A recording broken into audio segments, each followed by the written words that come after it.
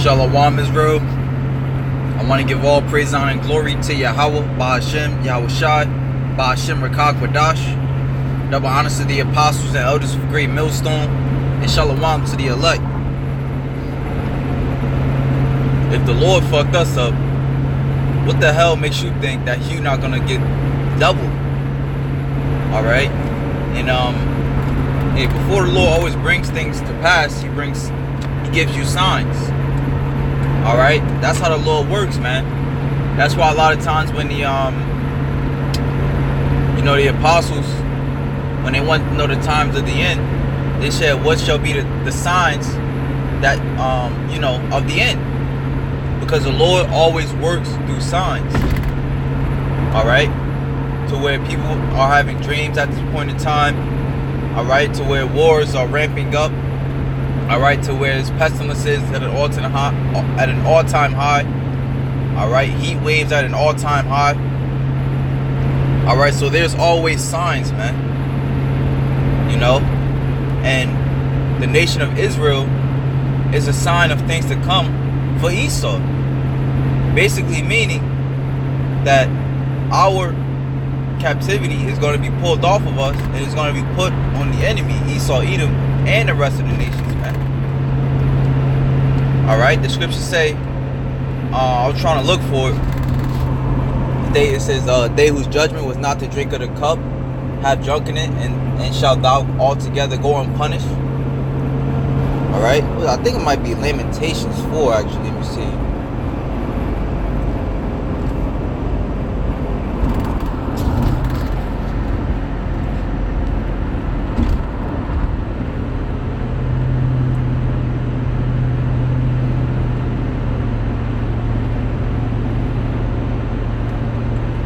This is a good one, but it's not.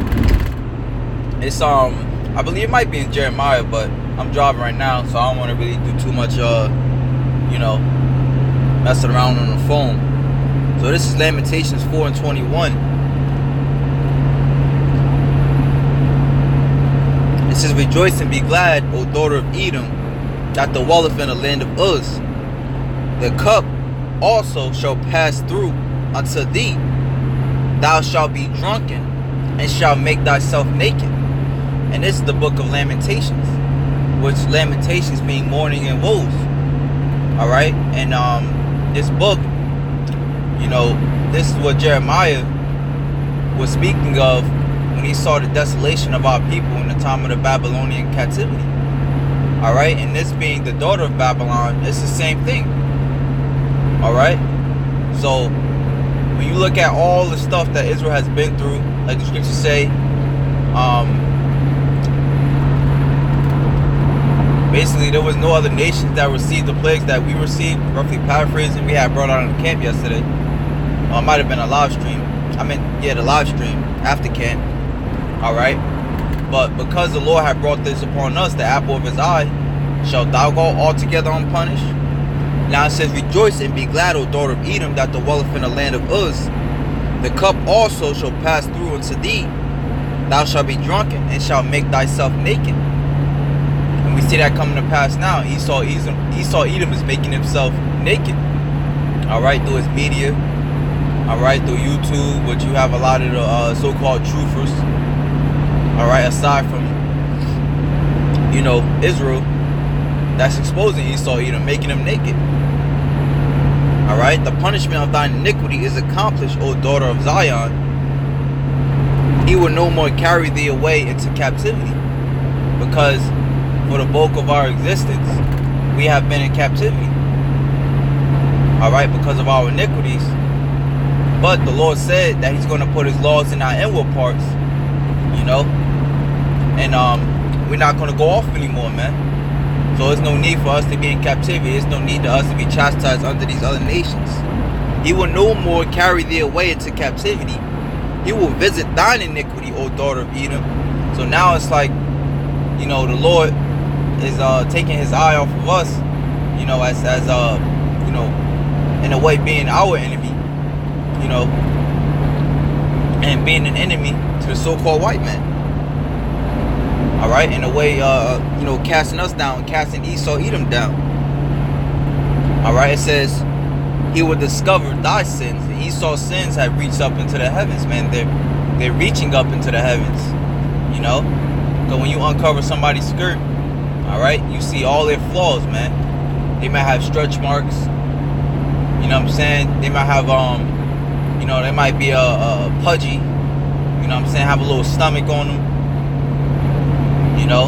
So that's what the Most High is doing through his prophets now. All right, we seeing the wickedness that Esau is doing. All right, the Most High has given us the spirit to see that, man.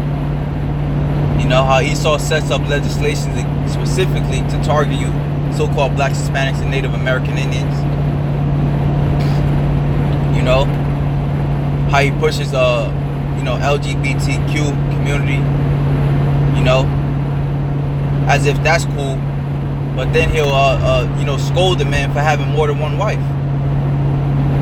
All right, so his skirts is being uncovered, man. His wickednesses, you know, the facts that he you know, performs in necromancy and pedophilia, that's all being brought out, man. Okay, so hey, man, looking at the state of Israel, you know, and the Most High loved us, we are the apple of his eye. How much more the ones whom he hate, pursuant to Malachi 1 and 4. All right, it is written, Jacob have I loved and Esau have I hated. The scriptures also say, one vessel was made into honor and the other into dishonor. All right, so the captivity that we're in is actually supposed to you know, reprove us, man. But the captivity that Esau is going to go into, it's going to be pure hell, man. You know, he shall, like the scriptures say, he shall find no place of repentance. You know, we have a place of our rest, man. This hell that we receive right now is only for a moment, a season. You know, this is Deuteronomy chapter 32, verse 39. It says, see now that I, even I, am he, and there is no God with me. I kill, I make alive, I wound, I heal. Neither is there any that can deliver out of my hand.